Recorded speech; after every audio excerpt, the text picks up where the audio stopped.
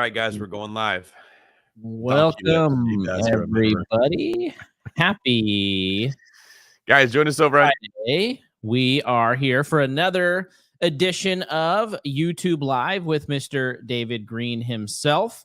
Here to hang out. Hope everybody is doing well on the first Friday of August here, 2023. Do us a favor as you're trickling in, drop a comment in the chat below and let us know where you're watching from tonight, and we'll kind of go through. We see who we have here tonight.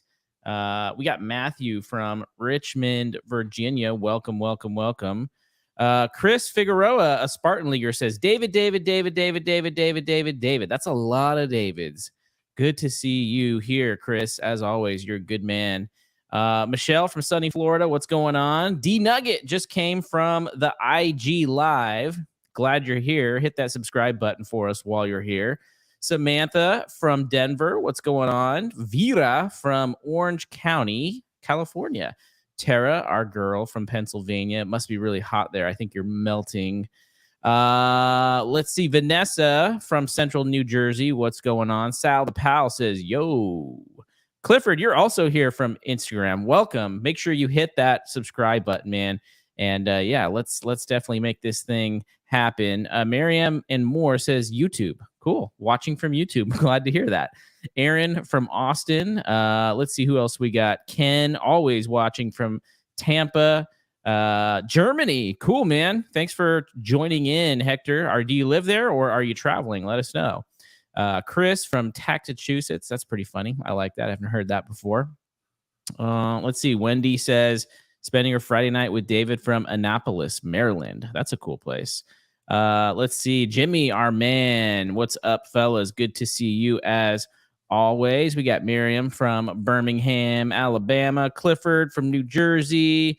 Kirsten, our new friend from Virginia Beach. What's going on, girl? Good to see you. Devin from Whittier. We got Keegan from Mount Pleasant, Michigan. Lisa, always tuning in from SoCal. Rose from Georgia, Hotlanta. Angela, great to see you. Another sad soul from Pennsylvania. I'm so sorry to hear that. And Pat says, joining from Queen Creek, Arizona, right outside of Phoenix there. Hector says he's stationed with Uncle Sam. Thank you for your service. Miami, cool. Your name is Miami Living, so yeah, that all makes sense. Anthony from, he says, I'm looking to identify 2 episodes I was a guest on. Oh, okay. Maybe we can figure that out. I'm not sure. And then Ben is from Pennsylvania. And what's going on, Roberto? Really excited to talk about tonight's topic. We're going to be talking about housing market predictions, real estate market predictions for 2024. Whenever that kind of stuff comes up, I sort of think like, man, it's like Costco's already putting out the Christmas decorations. Are we already talking about next year? It feels a little bit early, but before we know it, it is going to be 2024. But before we do that, David, how's things going with you? I'm working on my presentation for BPCon, and I always wait till last minute. So I'm trying to learn how to use Google Slides. And as you know, these are things I hate. So that's a little frustrating. But what's going good? The Pillars book is going to be coming out mid-October, so I'm kind of setting up a podcast tour to talk about that, which I think should really change the way that hopefully everybody that hears it thinks about wealth building. It's going to be a tough pill to swallow for a lot of people, but a very healthy pill. As you already know, Kyle, you've taken the Pillars pill. That's a good way to say it there. What else, man? I had a lot of conversations today. We kind of talked about the vision for the future and what it would look like to retool that. So stay tuned, guys, because I think this channel is going to be improving. Kyle and I are looking for different formats other than just bringing in the videos and talking about what we talk about and sharing our 2 cents. We're going to have different guests coming in, some more high profile people, expose you guys to different ways of thinking and hopefully grow there. I'm curious, what type of stuff would you guys want to see here? Yeah, let us know in the comments. What would you like to see the topics on? Do you want us to see experts come in from different fields? Do you want to see non-real estate stuff? Would you just like to see a successful person, a UFC fighter, a professional athlete, somebody who's gone from one thing to another? What is it that would be interesting to you guys? I know everyone's going to say, just teach me how to make money as fast as possible. There is no way to make money as fast as possible anymore. Those easy opportunities are gone. Miriam says lenders. Can you tell me what you mean by that, Miriam? Angela enjoys coaching calls. She likes to hear me coach people. Yeah, we could do that where we could bring people in and we could just sort of like walk them through what their struggles might be in life. I've also been thinking about branching into stuff that isn't just real estate, like the stuff my YouTube algorithm shares with me. Like, Kyle, what are some of the things that if you're just on YouTube that it will feed you up? What type of topics do you see trending? I tend to see like a lot of sort of like, besides like when my kids jack up my algorithm with a bunch of like crazy videos, I tend to see a lot of like self-help or self-development types things. So like, here's 10 books that you should read in 2023. And then I'll also see a lot of like, here's like 4 ways to change up your daily habit or something, go take cold showers, that kind of stuff. So I see like a lot of self-improvement, self-development stuff on my feed. On my Instagram, people heard me say that and they started kicking in with stuff like how to build systems, how to do things the right way, how to be more streamlined. Like several people said that. So curious if you guys would want, like someone here said record keeping, accounting, taxes. Nice. There's something there for like, hey, how do you organize once you get a couple properties under contract or you got a business? Kyle, you've seen what that's like is you pick up a client or two and you're like, hey, this is great. Then you get to 10 and you're just like FML. How do I organize all of this chaos when things go well? And that's the thing we've had a lot of experience with creating systems and procedures and recognizing like how to pivot when things get busy. That's the thing we could actually probably put a course together to talk about. Oh, absolutely. Curious. Let me know in the comments whether or not you think something along the lines of like credit card hacking or how to like maximize the use of credit cards and get cash rewards, travel rewards. We actually had somebody come on the Spartan League this last Monday, and he blew everyone's mind with the different stuff that you can do with credit cards. So I'm curious if that's something that interests people. They want to learn more about it too.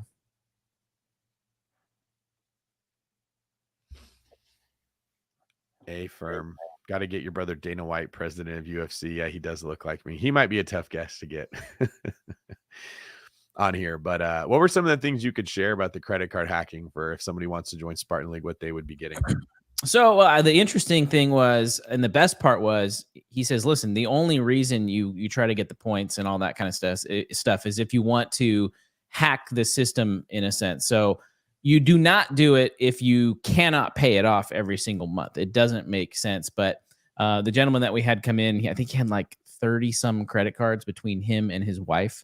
And they have amassed like millions of miles to be able to travel all around the world. But he basically gave, 5-10 different ways that you could spend the money, but then make the money back rather quickly. And he actually talked about how you can use these credit cards in your real estate investing endeavors, specifically if you're burning and you have rehabs and you got things you got to pay and you're going to pay it right off. You might as well earn the points along the way. He's a real estate investor himself. So we had a lot of fun and a lot of really like eye-opening things. Like, I didn't even know that was possible. That actually, I think Clifford Dodd has the best comment so far. I really like this. Well-rounded guests from different adjacent industries like finance, property managers, mortgage lenders, CPAs, accountants, construction experts, etc. Important for us all to be more well-rounded. That kind of fits in with what you were just describing. This is a person who's in the financial independence space and understands how to get the most out of your money. Like, that's good. Okay, we'll start to consider some of that stuff. Awesome. Very cool. Yeah, seeing a lot of really good stuff. Yeah. Can we call in and you coach us on what to do next in life? We always say, Tara, every episode, guys, text the number. Let us know what you want to talk about. And no one does it. They all just sit here and they like type on their keyboard. Kyle's theory is it's because people aren't wearing makeup, so they don't want to come on the show. I don't know what it is, but I do know we are constantly trying to get you guys to come on to coach, and it's hard to get it to happen. We can do it tonight. Yeah. Text the number below, 833-777-0309. Let me know what your name is when you send that text message and what you want to ask about. And we can definitely bring you on. And you might not hear the answers that you're looking for, but that's okay. The goal is really to open your eyes to sort of the David Green way of doing things. That's kind of how the experience was at this last retreat that we had. A lot of people, everybody walked away and said, this is exactly what I was looking for. I just didn't know that I was looking for what David had to teach. So a lot of what David says kind of goes against what you hear a lot of other voices in the industry or influencers.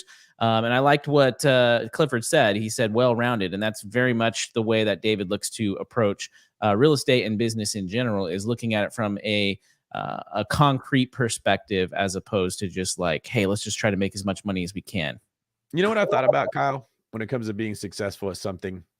Let's say that someone said, hey, I want to get fit. What are the traits you would tell them that they need to develop if they want to get fit? You're looking pretty fit over there. You've been doing better with that. I got back in the gym. I would say grit, perseverance, patience, willing to put yourself outside your comfort zone, endure a little bit of pain, and work hard. There you go. Do you think that you might have to adapt your schedule or your approach to what fitness requires of you? 1,000,000%. Yes. That's what we might get out of our comfort zone. You want to eat this, well, you can't. You have to eat that. And the better that you adapt, the better, more fit you become, right? Mm-hmm. All right. What about being successful in a relationship? You're with a person that's pretty much 180 degrees different than you, looks at the world differently, values different things, wants something different all the time. Would you agree that the things you just said for fitness probably apply to a relationship? 100%. Yes. There you go. We could probably keep going with different examples forever, but I tend to think like health, relationships, and money are the three things that matter the most. Well, big surprise, business and money are not any different than those things. The version of you that you become will determine how successful you are. And if you're not successful in a relationship or you're not successful in the gym, Kyle, whose fault is it? It is all my fault. 100%. That's it. It's our own fault. We have exactly the body that we deserve. We have the relationships we deserve.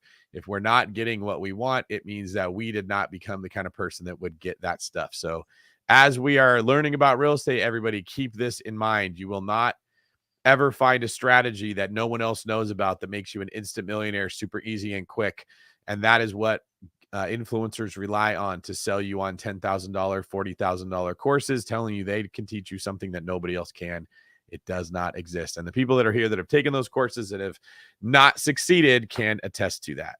Yeah, what's funny is a lot of people will show perseverance and grit and patience jumping from idea to idea or course to course or strategy to strategy. So it's kind of funny. You have like the right traits. You're just trying to use them for the get rich quick or the easy button, Yep. as opposed to doing the hard way.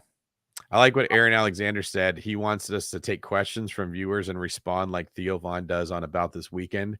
That's very funny. If anyone knows Theo Vaughn, please put him in touch with me. That would actually be fun to have him on the show or to go do his show. Either way would be a lot of fun.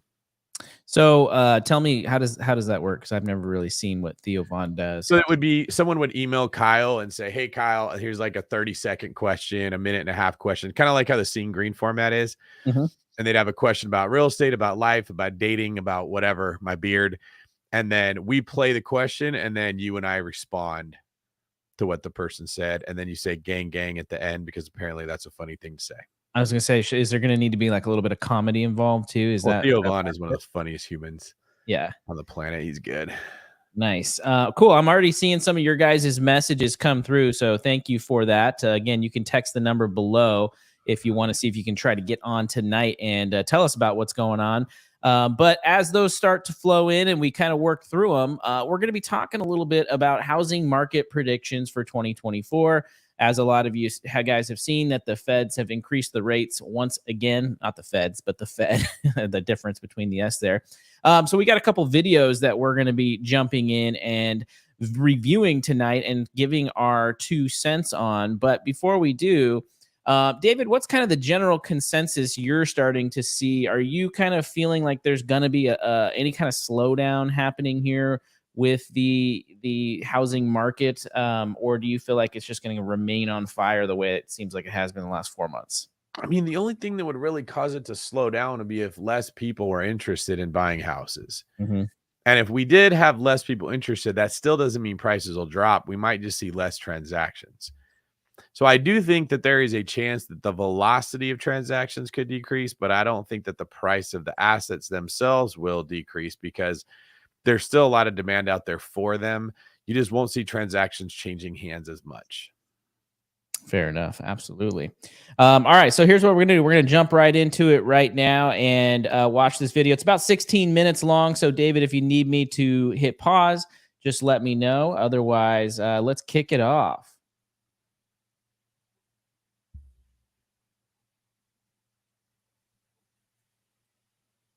U.S. home prices still face a steep and sustained decline this year, economists warns. There we go. So economist Kieran Clancy from Pantheon Macroeconomics warns that the U.S. housing market is on the verge of a steep and sustained decline in home prices. Contrary to the belief of a recovery, Clancy argues we are baffled by the emerging narrative because it isn't recovering. Clancy emphasizes the crucial need for improved affordability in the housing market through recovery. He points out that affordability has declined with the median single-family house price surging 10% to $350 in the second quarter, resulting in the highest debt-to-income ratio since 2007. To achieve a genuine recovery, Clancy states, home sales can't recover until affordability improves, which requires lower mortgage rates or falling home prices or both. He highlights that the housing market is shifting from a collapse in demand and sales to a phase of falling prices and housing-related consumption. Tom, what is going on with real estate? I keep getting guys telling me, I told you the market crash is not here. I told you real estate's going to be fine. I told you it's not going to go down. What's really going on with real estate? Well, I'm hearing a lot of that too, but we have to remember we're living in South Florida and we've had a huge influx in demand and all those people moving here. Remember we're hearing in Florida, what do we got? We got like, they said 900 from California, 900 a week, something like that, 900 a week moving to Florida. Yep. And so what's happened is in Florida, the prices are not dropping down because you still have a lot of cash buyers from the Northeast that have come down here holding it. But in the rest of the United States, it's just not affordable. And remember, Pat, you knew about this because right at the time you were founding PHP, remember 09, we had just got through that area where back end ratio 39, 38, 45 is fine. Nina, no income, no assets, no problem. Well, that's not quite on the table here, but right now we don't have enough supply. Not enough people are willing to put their house on the market in the United States. That is still a fact. And so with the limited supply, prices have moved very slowly. And with the interest rates, which were almost 8%, but they dropped back like 6.75, 7% a week ago, that is keeping it there. And so it's artificial. And so as soon as either of those moves, Pat, we get a little more supply or the rates go down, prices are coming down. And that's what everybody is saying is this is an artificial scaffolding. Right now, we have about 1 million houses on the market. And remember a couple of weeks ago, PBD podcast, last time we did Home Team, remember we looked at the normal inventory is like 3.5, 4 million houses, and it was easily 50% or less of what's normal. So what's going on right now is the high interest rates and the low supply because people don't want to sell their house. Even if they have to move for their job, they'd rather Airbnb the old house with a nice low interest rate and then rent in the new place. And so we are living on the edge of a snap where housing, maybe it's not going to crash through the floor, but it's going to drop. And that's what this economist is talking about. And I think he is absolutely correct. You don't see it right now, especially in South Florida where we have other things at play, but it's going to move. So Rob, can you pull up the tweet I just sent you? I posted this yesterday. Barry Habib sent me an article. I took a look at it, went through the whole thing. Very interesting data. And then I posted this. I said, that, because a lot of people are asking a question about why people aren't selling or buying a house. 92% of Americans have a mortgage right now below 6%. There you go. 92. And what's the current 30-year fixed? Tom, what's the current 30-year fixed? Oh, right now, 6.78 to 7.25. Yeah. Good credit, $500,000. 6.78. No, 30-year fix is 7.6%. The 15-year fix is 6.8% as of today. 7.5% is a 30-year fix. So if 92% of Americans have a mortgage under 6%, no, zoom out so I can read it, Rob. Mhm. Yeah, I appreciate the respect, but I can't. Go zoom out. I don't have those eyes, Rob. I'm 44. There you go. Yeah. So zoom in is what I meant. My English is up. So Thank you 92% very of much. Americans have a mortgage below 6%. Wow. If they want to refi right now, so imagine a salesperson comes up and says, hey, Johnny, why don't we refinance your mortgage? You got 6% right now. I can get you 7.5%. 61% are below 4%. 23% have a mortgage below 3%. By the way, if you're watching this, Airbnbs, baby, they're not letting go of those. if you're watching this and you're comfortable about it, post your interest rate in the comment section. I'm curious. So what would cause people to start buying and selling? Number one, Americans running out of savings. This is very interesting data. In 2020, collectively, we had $3 trillion in cash at the bank. 2021, it went to $2.5 trillion. You could look at the drop off from 21 to 22. It dropped off to $686 billion in cash. As of April, We have $800 billion. We went up slightly, but as saving decreases, that panic could cause owners to sell at a lower price to take their equity out. Number two, unemployment, 3.6. Some of us thought it was going to go to 10% like 08. Hasn't happened yet. The market expected unemployment to skyrocket if Powell kept increasing rates. We haven't seen that. The third one is probably the most important one. Congress has more power than Powell. Every time Powell increased the rates to help address obsession the government has with overspending the last 14 years with low interest rates, the whole economic expansion, they say 128 months. It wasn't 128 months. It was like 150 months. If you take COVID out, that was going to go for 150 months of cheap money. Congress undermined it by delaying the time bomb that was coming to next generation. So what will happen with a massive crash in real estate? I don't think so. Maybe certain pockets. Here's the point. No politician or majority of Congress has the brass to do what actually is best for America. There's a 0% chance that that'll happen, because the right thing to do is the following. Yesterday, Brandon and I are doing a episode on hospital cost, okay? It's something nobody talks about. And what's happened with the price of hospital cost. Per $100 of what it costs for a hospital to charge, they're now charging $440, okay? It used to be $200 in 1995, 1998. So that $200 is now $400. If somebody asks you a question right now, how much would a bypass surgery cost? You know what the answer is? No one will tell you. A bypass? They did a surgery. They did a survey bypass. calling 101 different hospitals, asking, what is a bypass, heart bypass? Yeah. What does a surgery cost? Nobody gave them the answer. Half of them gave the answer. It ranged between $44,000 to $480,000. Okay, from 44 to 480 on a bypass surgery for your heart. Then we went a little bit deeper, and we saw the Medicare and Medicaid. So the Medicare, Medicaid that we're taking care of the elderly folks, the folks that are actually getting the benefits, they pay little to nothing. The people that are getting the benefits, or the people that are not paying anything into it, only contribute for 6% of the actual cost for Medicare and Medicaid. Guess who's paying the other 94%? The working man who's doing their part. They're paying for Medicare and Medicaid. What's the moral of the story here? The right thing for us to do with Medicare, Medicaid, Social Security, you know what the right thing is for us to do? We got to change it. Yeah. We can't continue like this, because right now, the way we're looking at Medicare and Medicaid, the idea is, well, let the younger generation pay for it. They're supposed to pay it for baby boomers. I'm sorry, this is not a responsible thing to do. Guys, we can hear you guys. Yeah. I don't know what's going on. Are you guys having issues? It's a lot of so the whole thing with Medicare, Medicaid, Social Security, if the younger generation keeps having to pay for it, they're going to go bankrupt. The older generation, the traditionalists, the baby boomers are sitting there saying, "Oh, we got to get the benefits."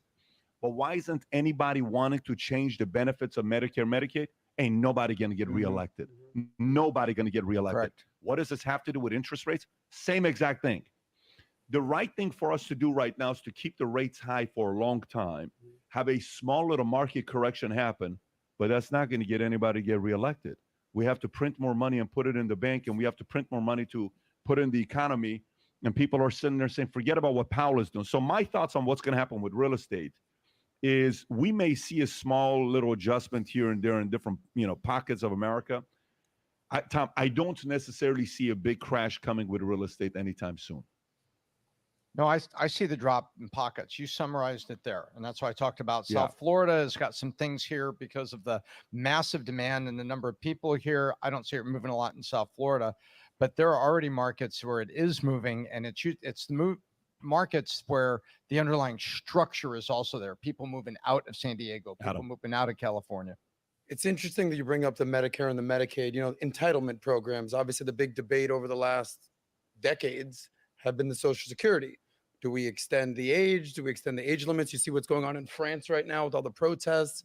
They want to extend their version of Social Security. What are the ages, Tom? They wanted people to work 5 years longer. You have the older people saying we don't want to work this long. We have the younger people saying get the hell out of here already. The reality is this: people are living longer, and I'm in the longevity market, so I understand. It's an interesting dilemma what they do with Medicare, Medicaid, and as you said, they just want to kick the can down the road, just like they do with the debt ceiling. Nobody wants to be the politician that comes in and says, blow it all up. That's not what we're doing here. Interesting that you bring up the rising costs in healthcare. The only thing that I think that has increased to that amount has been the cost of college, right? We've done many conversations about how the cost of college has skyrocketed 4x, 5x, 10x, but is your education that much better? I would like to know how it works in the medical field. When it comes to mortgages, here's how I see it. Tom brought up a good point about supply and demand. Obviously in Florida, everyone's moving down here. We've seen people moving to Miami, Naples, Fort Lauderdale, Boca, Palm Beach, everywhere in Florida, Jacksonville. Supply and demand. The way I look at it is, it's actually a different terminology that I would use. I would use cheap versus expensive. So if you went to go buy a house, 4 years ago, the interest rates were the lowest of all time, below 3%, 2.96%. We all have the ability to remember pre-COVID. And you're like, all right, cool. The average cost of a house back then was $250, $275. Interest rates were below 3. All right, cool. What's going on now? Well, the average cost of a house in America today is 350 freaking grand. All right, so they've gone up 75, 100 grand. And now interest rates have gone from essentially 3% to 6, 7%. So if you're the average guy, if you're Vinny, you're me, we're just like, yeah, this isn't a good deal. And it just like doesn't make sense unless you need to. It's the fact that you said that 92% of Americans have an interest rate below 6%. Who the hell would want to sell at this point? No, nobody's going to want to sell it. And by the way, I'll say this last part before we go into the next story is home prices fall as would-be buyers face high rates, low supply. This is Wall Street Journal. Existing home sales in June declined 3.3% compared to previous month, reaching the slowest sales pace since January. The national median existing home prices fell 0.9% from a year earlier to 410, second highest level on the record. The average rate for 30-year fixed right now, 6.78. In the South, existing home prices fell by 5.4%, and in the West, 5.1%. And there are 1.08 million homes for sale under contract at the end of June, unchanged from May and down 13.6% from previous year. The number of new listings in June decreased. That's the kicker. Decreased by 26% compared to the previous year. There goes supply and demand there. Why would somebody sell a house right now? So unless why would somebody buy a house right now? Is another question. It's like a stalemate. Actually, believe it or not, it's more. Why would somebody sell a house right now? Right. Why would somebody sell your house right now? I got a low rate. I can rent this out. I don't have to worry about it. My payment is good. I don't have a reason to sell it right now. I guess the only reason you would sell is if you would go to rent. Meaning like, all right, I've had this house. I've had 2 kids. They're out of the house. Yeah. I'm 60 years old.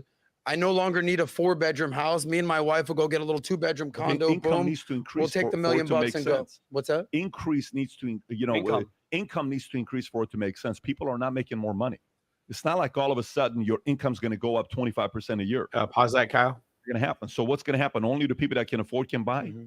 Only the BlackRocks are going to go buy the entire marketplace, knowing, and then we're going to be a renter's market for a decade or two. This is pause that, Kyle. When you go look at cycles of real estate. So a few points they've made so far that I think are worth highlighting. Aaron Alexander, I watched it already too. That's why we're talking about it here. First off, there are some pockets of the country where you could see prices go down. Well, let me say before that, that's second off. First off, yeah, if rates go up to 15%, I think you'd see prices come down. That would shock the industry. Absent that, you may see pockets where like South Florida, like they said, has been exploding. Phoenix exploded. San Francisco, Las Vegas, some of these markets got so hot so fast they could not maintain that meteoric rise. They've come down, but they have not crashed. They're still hovering very high.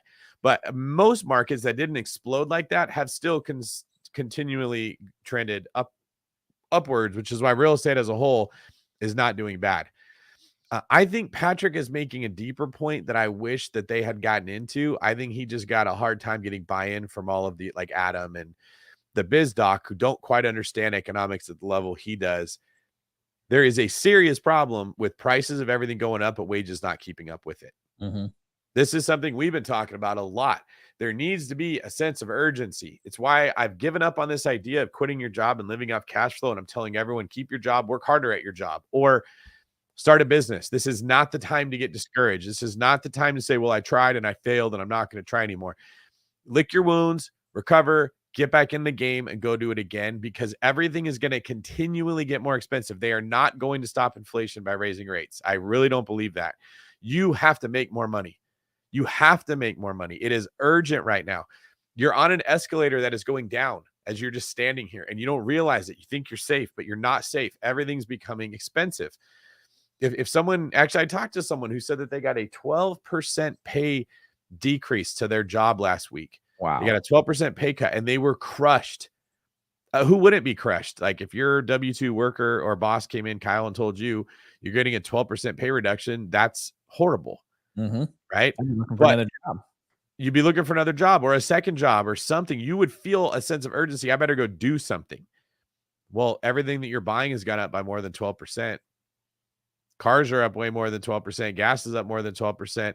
I'm hearing everyone talking about how high their utility bills are right now. Food is way up more than 12%. It's happening to everybody, but it doesn't hit you as a sense of urgency, so you don't take it serious.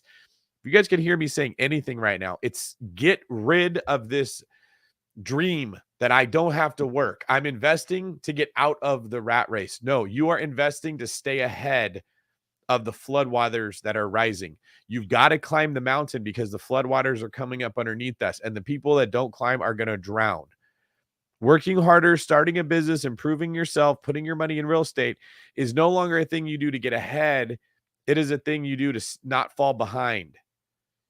And I know that we are not feeling that. Like you're not seeing it actually feel like you're falling behind, but you never do. It comes out of nowhere. It comes when you least expect it. And that's why we're here sounding the alarm. Like you need to be starting more businesses. You need to be working harder. You need to be getting out of your comfort zone. It's not like this, well, if I don't do it, I'll be fine. You might not be fine. Jobs are not going to continue giving raises because they're probably going to start cutting out and laying people off before they do that. We could very well enter into a recession and they don't need as many employees as we have, especially with all of the technological improvements that so many people have been happy with. AI is replacing lazy people.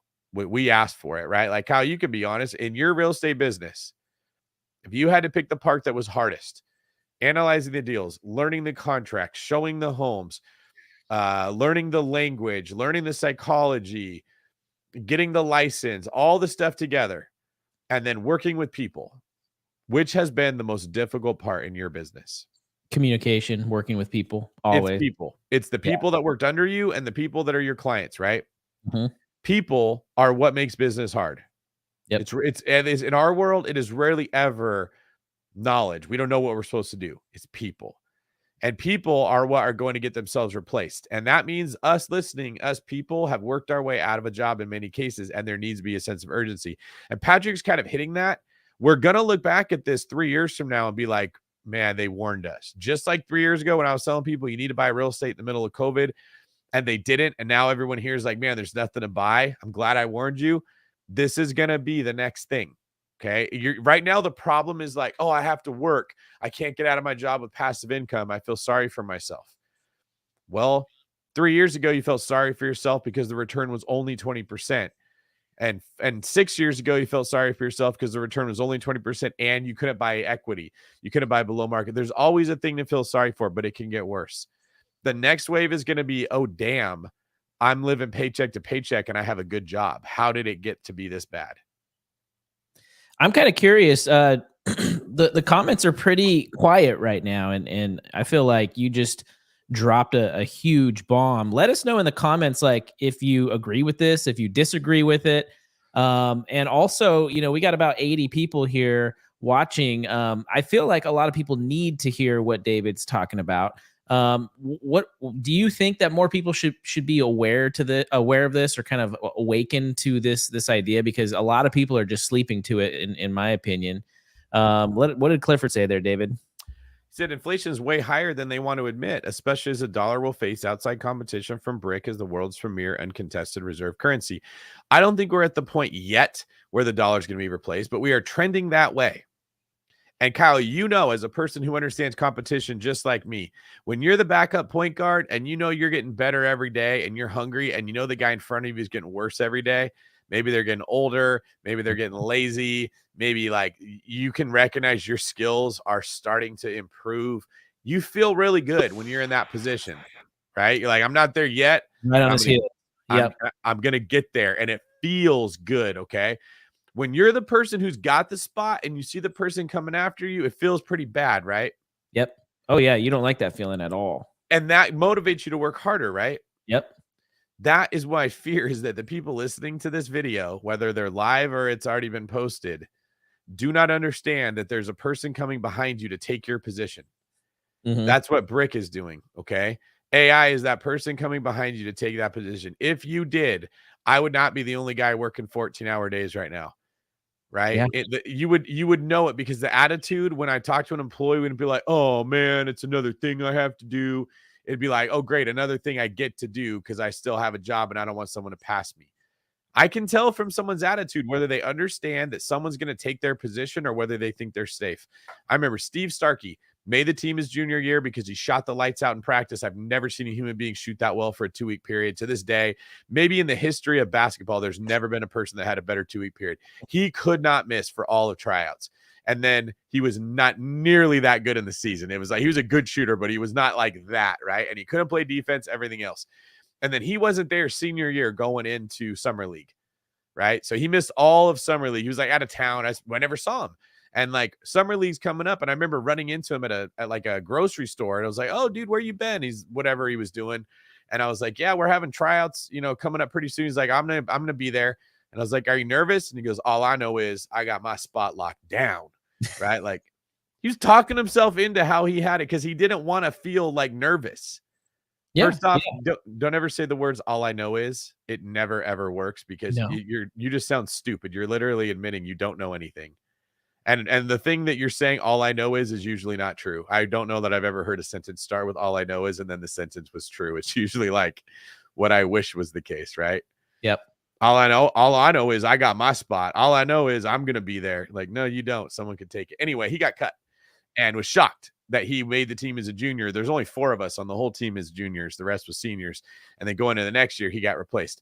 Don't let that be you. Don't let yourself be the one who's like, man, I used to hate my job and I complain and I listen to Bigger Pockets podcast because I don't want to have to work and I want to get into real estate instead. And I played around and fiddle farted for 5 years and now I don't have a job and I don't have real estate. That's really good. And I think Angela hit it on the head. She said, we don't want to hear, but we need to hear it. That's why it's quiet. It's like dad telling us we need to get a summer job or we won't have money to go out with our friends. And that's like so true. Like this is hard stuff to hear, but it's also necessary to hear. This is what we need to hear. So we get our butts up out of bed on Monday morning and we figure out how to make sure that the point guard behind us doesn't take our spot, that person isn't going to come after our spot, or just putting ourselves in a better position where we're making more income or we're providing more for our family. It's the opposite of what everything else in real estate investing is, which is get into real estate so you don't have to work. So it's literally like this polarization that's happened. That's a great way of looking at it. The motivation used to be get into real estate so you don't have to work. And I'm doing my best to anyone that will listen to change that idea. You should still get into real estate investing. You should not do it to give you an easier life. I don't know. My gut tells me, my gut hasn't let me down. Every single time it's been right that owning a house is becoming a flex. Mm-hmm. Okay. Like we're headed to a future where you just say, I have a house and people go, damn. Like if you said, I have a Ferrari, not everyone has one. Like if you have a Ferrari, you did some things right in life in general. Okay. Mm-hmm. Having a house is going to become like that.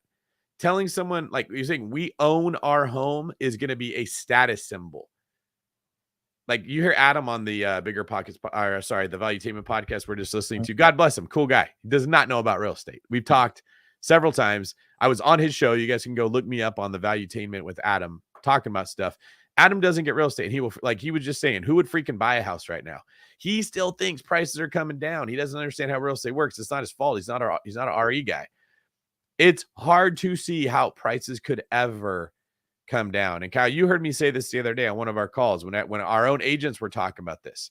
And I was like, all right, what would make prices come? Like who here wouldn't be happy to see houses in South Florida drop from 900 to 300,000? I think it's Miami Living with AB. Whoever AB is here, She kind of looks like Sadia Khan a little bit in her picture there, doesn't she? If the prices drop down to 300,000 in the chat, would you guys be excited and go buy a bunch of homes? If South Florida homes drop from 900 to 300 grand, let me know. Who here would be like, how many would you buy if that happened? Let's take a minute here. And while you're doing that, I'm going to put a comment here because Zach asked how you can pre-order pillars. So I'm going to give you the website. It's not up for pre-order yet, but you can get on a mailing list. Max Slave says 10. Yeah. Miami Living AB. How many would you buy, AB? I want to know how many houses you guys would buy if they drop from 900 to 300. Do hurricanes still exist? Yes, they do. Good question. That's a good But question. you could get insurance. Pat would buy 3. Angela, doing a CrossFit workout in a hurricane, there's actually a name for it. It's called not the Murph. It's called the Smurf. So you do it. Michelle says many. Miami Living with AB says 10 plus. Okay. I'm sure more of you are just not wanting to type in here, but you'd buy. Let's bring in Keegan super quick, and then we're going to send him right back to the abyss. But just come in and have him say how many he'd buy. Or Keegan. How many, Keegan? In Florida, Yeah. I'd probably buy maybe 1. Just maybe 1 if it dropped from 900 to 300. Yep. Assuming you had the money. Yep. Maybe 1. Why 1? Why 1? It's that hard question. Like you guys always do those references. Grocery stores, people always buy food when it's cheap, but when houses get cheap, nobody buys them. But when they get expensive, everyone buys them. He gave the cat out of the bag. Okay. You took some wind out of my sails. I shouldn't have brought you in here. You're Back too to the abyss smart. for you. That's a smart man right there. We'll be All back right, in a thank you. second, Keegan. Keegan actually hit on the point, right? Because Kyle, in order for houses to go from 900 to 300, that means sellers have to drop their price from 900 to 300, right? Yep. Have you ever met a seller that woke up on their own and said, hey, I know we're listed at 900, but drop it to 300. I'm worried. Never, not once. No. When do they drop their price? When it's like catastrophic, like Yes. your distress. How long do days on market have to climb before they'll even consider it? Like 999.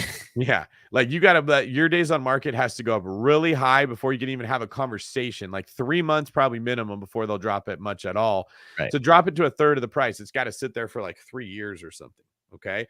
In order for a house to sit for a long time without a buyer, what does that have to mean, Kyle? Say that last part again. In order for a house to drop, to go that long without buying, what has to be happening for no one to buy the house? Basically it's either way overpriced or there's no demand for it. Well, if it was overpriced, they could probably drop it a little bit and someone would buy it. So if no one's buying it at all, it means there's no demand. Yep. What are some things that could cause demand to just completely evaporate? I would say if people don't have money, right? There you go. That would be a big one. Way too much inventory would Good. be another one. And just major economic issues. Yeah. Disaster. Tenants, no one to rent your house. No one can afford to buy it. There's no money in the area.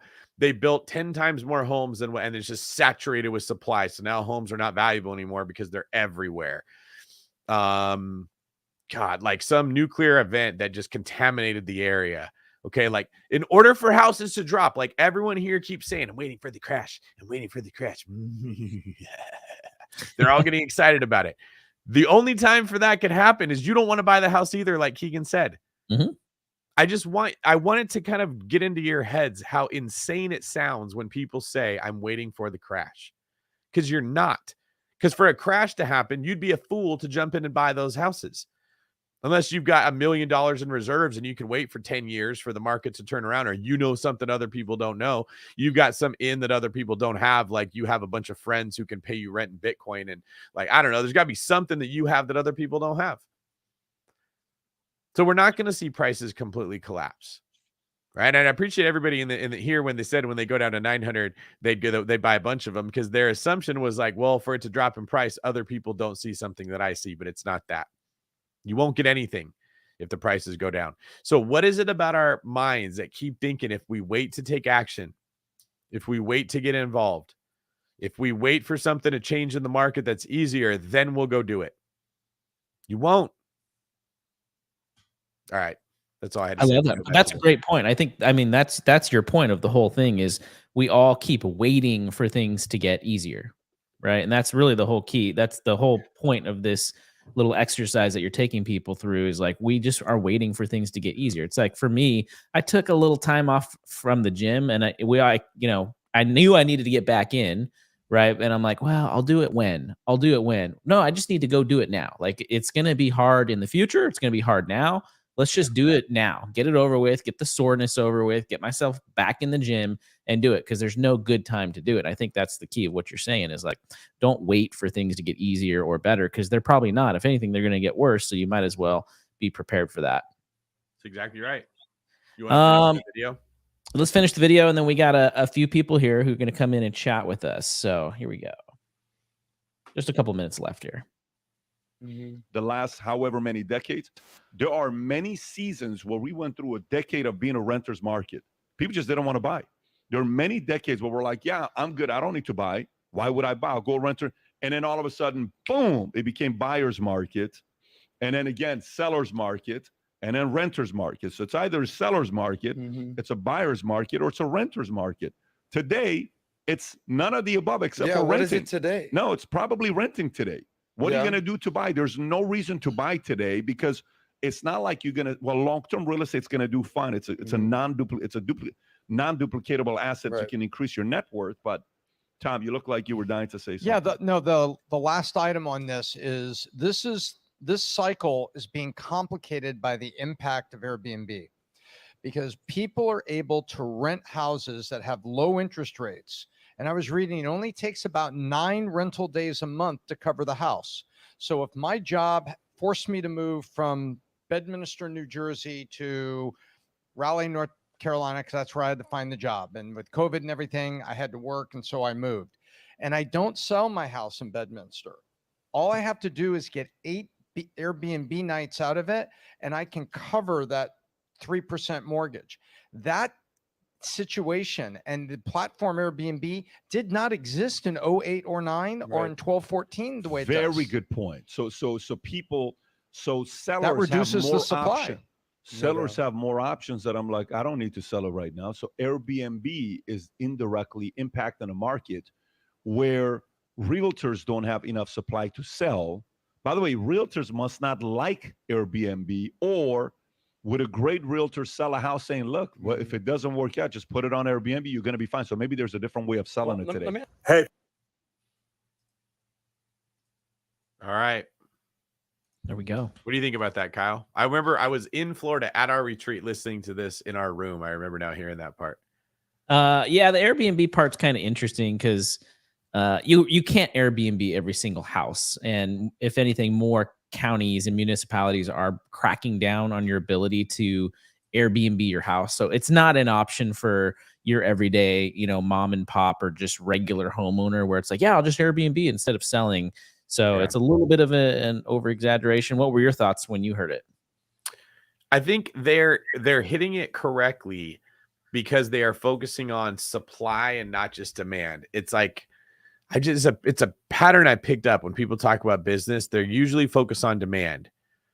Like, how many people want something, or how can I get it at a better price, or how can I get a deal on whatever. It's like the idea of anchoring, like what we call baseline. The house is worth 500. How do I get it for 450? That's where everyone's brain goes. Mm-hmm. And it's not bad. It just isn't as good as thinking about supply.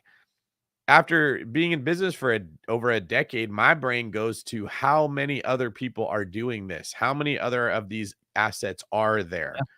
Like, assuming there is a steady demand, I want to know way more about the supply.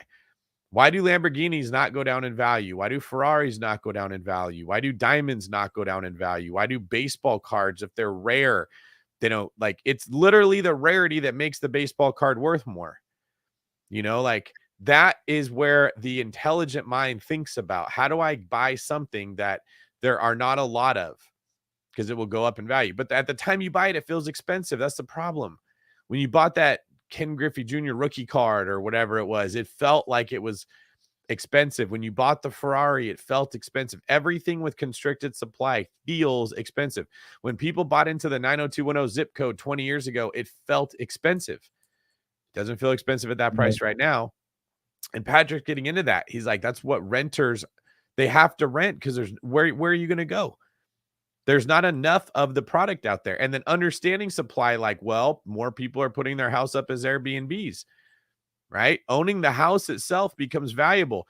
But what does that do to the Airbnb business? Makes it harder to make money. Yep. Right? If you want to go buy an Airbnb because you want to buy the cash flow, most of the time when you buy a short-term rental, what you think you're doing is buying cash flow. The cash flow is being affected as more and more supply comes on. The people have better options and more options to choose from, so they don't need to pay as much for your asset. But the house itself isn't, there's not more houses being built. Am I explaining this very well? Yeah, absolutely. Like, you've got two components to buying a short-term rental. Part of it is the business and part of it is the house. Maybe that's the way to put it. We all think about it like, I want the business because I want the cash flow. We're just horny for cash flow. Everybody talks about this. I need more of it. That's getting harder and harder to do because more of these houses are hitting the market. The supply is being saturated of short-term rentals because people that already own a home are just turning it into that. That's what hurt me in Scottsdale. I accurately predicted how many people would be going to buy there. I did not accurately predict how many people that already owned a $3 million house that they bought for $700,000 8 years ago would just put their house on as an Airbnb and leave. Yeah. Right. So like that, say, like, let me think. So our house that we bought for $3.5 million, it's got to make 20 grand a month to cover the nut. Like anything over 20 grand is probably going to become profit. Right. Yep. But if you bought a house for $700,000, it might be paid off, even if it's not. Yeah. You got to make like 5 grand a month to cover your nut. Okay. Not an even playing field. There you go. So if they price theirs at 3/4 of the price of mine and they make 15 grand instead of 20, they're still going to make way more than you They're did. making way more, and they make so much that that's 10 grand a month in profit for them. They can just go buy another house and have a $5,000 mortgage, and it's paid for twice by their old Airbnb. Like they didn't need to sell their house to go buy the next one. They just made it a short-term rental, and they can hurt all the other Scottsdale operators that are buying into the market. So the business element of a short-term rental is getting harder and harder to hit because the supplies are going up. But the house element of it, the other side, that keeps going up in value. And that's what I'm trying to get people to recognize. Like, if you keep getting horny for cash flow and you keep chasing it, you will be chasing the thing that's becoming more common and less rare versus buying the right asset in the right area. That's the thing that's more rare. That's what's going to go up in value. Absolutely. At the right price, right? That's going to make sense where you can find multiple ways to add equity and get cash flow through it. Like you talk about the 10 ways to make money in real estate, right? So being smart and being well-rounded in that purchase, as opposed to, oh, I'm just going to go buy here because I'm supposed to. And that's what everybody else is doing. Yeah. I was also thinking about, like, you see people running small businesses. Have you ever seen the person that's like running a little corner gas station or a tiny little deli or something, and you're like, how much money could that thing really make? Like, they're selling their sandwiches for $7. I bet you it's like $5.50 in total cost. They're making $1.50 a sandwich. How many of those damn things do they have to sell? A lot of those people probably profit like 2, 3, 4 grand a month. Yeah. Right. I'd say that's an average, and it's enough to get by meager. Right. Why would we not put the same effort into running a co-living situation where you have a 7-bedroom house and you can make $2,500 a month? Is probably less effort than the person running the gas station thing. But we look at that business like that's a terrible investment. It's too much work versus another business that we'd look at that to make that same money, you'd have to be there for 40 hours a week. Yep. And my fear is that because everyone's so greedy and they're so spoiled because of what we used to get in real estate, that they won't get into it at all. That's what it is. We just want what's easy. I remember watching the Profit on CNBC with Marcus Lemonis a couple of years ago, and he was talking about, he goes and buys a bunch of businesses and helps make them better, and he invests in these businesses. And he was talking about how, like, yeah, if this one cookie shop that I have that makes this bakery that makes cookies, if it nets $100 a day, I'm happy. And I was thinking, $100 a day, that's not a lot of money, but that was the entitled part of me. That's a lot of these small businesses operate that way. And if you're willing to get creative, like you said, with real estate and figure out other ways to bring revenue in for the same amount of work, then absolutely look to do that. Okay, cool. So we got Tony here that's going to come in and share with us a little bit about his situation. He's lost his connection a couple times. So Tony, hopefully we don't lose you. We'll give it one shot. Can you turn your camera on for me, Tony, just so I can make sure? There we go. All right. Tony, welcome to David Green Real Estate on YouTube. Tell us what's going on. Hey, how's it going? Great. So I've actually been on, I don't know if it was on David's or the Bigger Pockets, but I was on 2 episodes as a guest about a year ago. So I'm trying to find my episodes. I've been looking. I wrote in, I got you on Instagram, I got you on YouTube, and trying to find that. So maybe at the end of the show, I can get that. But right now, I did a successful burr. Okay. Tell us. The reason why I say it's unsuccessful is because I didn't get to refi out. So What does that mean? I was going to buy, rehab, renovate, refi, and then go do the next one. I got in right at that 3% rate, and it took me a little bit longer than I expected for the rehab, and rates went way up. So I didn't get to refi, but it turned out to be a pretty great property in my eyes. I have some numbers here, but I think I'm ready for my next property, but I'm stuck in a little bit of analysis paralysis with the way the market's going. A lot of everything you're speaking on today is, you can't just go out and buy cash flow as easy as before. And this is my first property. The house hack got me in a really good position to dramatically reduce my expenses. The property doesn't cash flow just with one unit. It is a duplex, but when I do leave, I expect a cash flow of around $300 to $600, depending on how much I keep for reserves. Right now, it's costing me around $300 to live here, but with rent in Connecticut, it's around 16 to 18 for what we have. So it's got me in a good position, but I'm not too sure where I can go from here. I didn't get to refi out, so I don't have my FHA option anymore. Let me start before we talk about your future by sharing with you, after writing Pillars, the perspective that I would offer for you to look at this burr. Okay. This is not going to be practical advice where I'm just going to tell you, use an FHA loan, go find this, buy this thing. This is more of an overall, I'm painting a picture that I'd like your brain to grab a hold of. And when you think this way, opportunities will start to present themselves. Then we can talk about some practical stuff. The reason that, well, first off, have you heard me talking about how I stopped looking at money as money and I started looking at it as a store of energy? Have you heard me mentioning that? Absolutely. Framework? Okay. So money is one store of energy, and equity is another store of energy. Equity is what we call energy when it's stored in a house. Money is what we call energy when it's stored in a currency. If that currency is in a bank, we call it savings. If it's in under your mattress, we call it cash. But you have to look at it this way, because the energy that's stored in currency is bleeding all the time. That's what inflation is. It's the best way to understand what is inflation. It's looking at, you have like this water bottle that stores, the water would be the energy, and there's a hole in the bottom. And the hole used to be really small, and it's got much bigger. So what you think you have is a bottle full of water, but what you actually have is energy completely running out of this thing every single day. Okay. The problem is, if you're measuring the energy by the size of the bottle, it looks the same. You still have $100. You still have $1,000, but the energy inside of that $1,000 has bled out. Is that making sense? Yep, absolutely. Okay. The reason you're not in a bad spot right now is because your energy kept inside of a property is less likely to bleed than inside of that bottle. There's no holes in the house unless you bought it in a shitty area, or you can't generate any income, so it's bleeding that way because you can't rent it out, or you're bleeding $2,000 a month or something, and it's not going up in value that much. If you bought the real estate wrong, it can bleed. But I do like to look at it like energy bleed, because when we measure everything by dollars, we become confused. We think we're doing better than we really are. We don't realize the escalator's going down when we measure it in dollars. So a burr that is not a deal where you can't get the money out because rates went up, that's not the end of the world. because that asset over 5 years is going to go up in value, which means your energy is actually growing inside of that container. It's like taking this water bottle that was empty, filling it up with equity halfway. And over the next 5 years, that water actually grows to the top of the bottle. It's actually a smart financial move that you did that. And then I started looking at it like there's 3 ways to get energy out of a house, out of that bottle. A cash out refi, which you couldn't do because rates went up. A HELOC, which you still could do if you needed it, or a sale.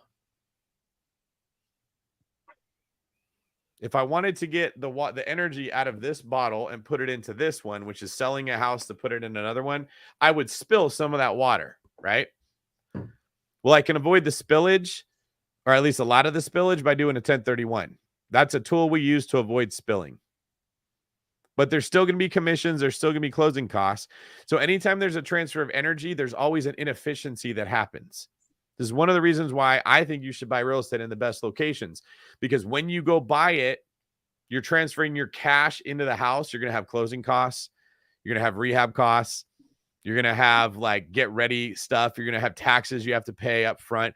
There's going to be some spillage as you move the money from your savings into the actual property, right?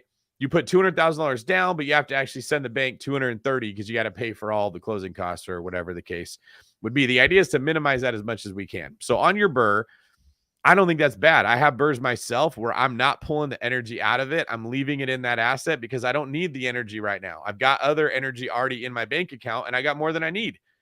Because right now it's hard to find the deals. It's hard to find the water bottles, right? It's not hard to get the water. There's plenty of that for a lot of us, right?